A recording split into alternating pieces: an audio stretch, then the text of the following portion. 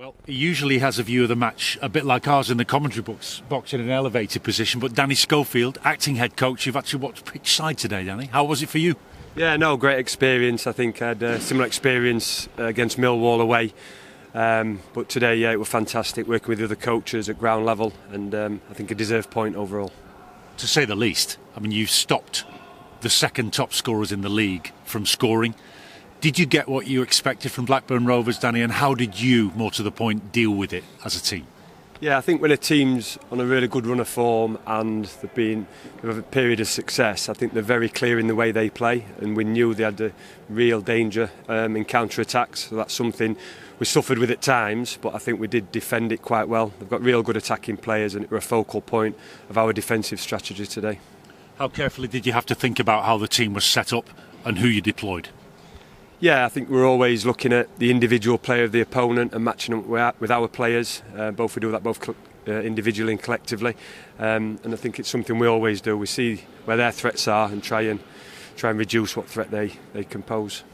We've been arguing amongst ourselves about who the man of the match from the back three would be, and everybody played their role in the whole team today. But the maturity of Levi Colwill, timing his challenges, Tom Lees' brave return, Matty Pearson, Mr. Reliable. Would you disagree with any of that? No, I think I agree with all that, Oggy. I think every player on the pitch put in a shift today and really worked for each other. I've been in football over 20 years now as a player and a coach, and I honestly don't think I've experienced a group of players with the fighting spirit, the togetherness and wanting to give everything. I think there were shots blocked on the line, people putting their bodies in front of everything, and I think that's almost the foundation for a successful team to progress and have success in the long term.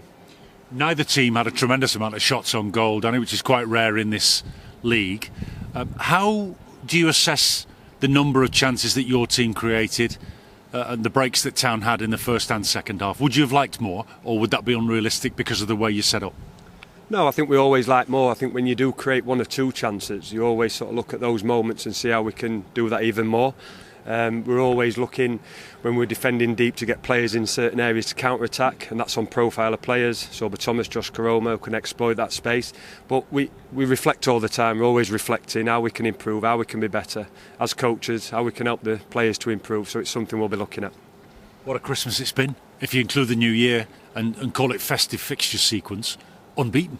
Yeah, no, fantastic. I think particularly over the Christmas period when the games are really close, I think it's important you put a run together, and we won 3 on the bounce and then drew today. So yeah, overall would have definitely taken that.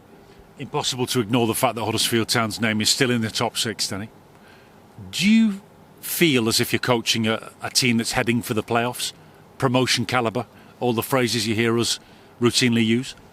I repeat again, like the group of players and the attitude they have, the effort, the application every single day, very positive around the training ground.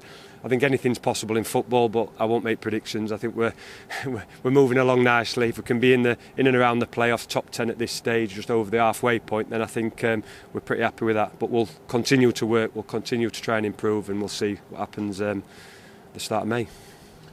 Could you update us finally, Danny, on Carlos Corberán, the head coach, who was absent today because of returning a positive COVID test? How is he? How are situations being dealt with from that point of view? Yeah, I think he's fine in terms of his health. I think he's got mild symptoms, but nothing too much. He's been in regular contact with the coaches, spoke to a few of the players individually to help prepare them, but he's fine, yeah. Were you doing your job as deputy today with him live on Zoom, on your shoulder, digitally? No, not quite that, but I think you're in contact with Narcis via the mobile, but not quite Zoom. That might be the next stage. Thank you for your efforts today, and well done. No magic. Cheers, Oggy. Thank you.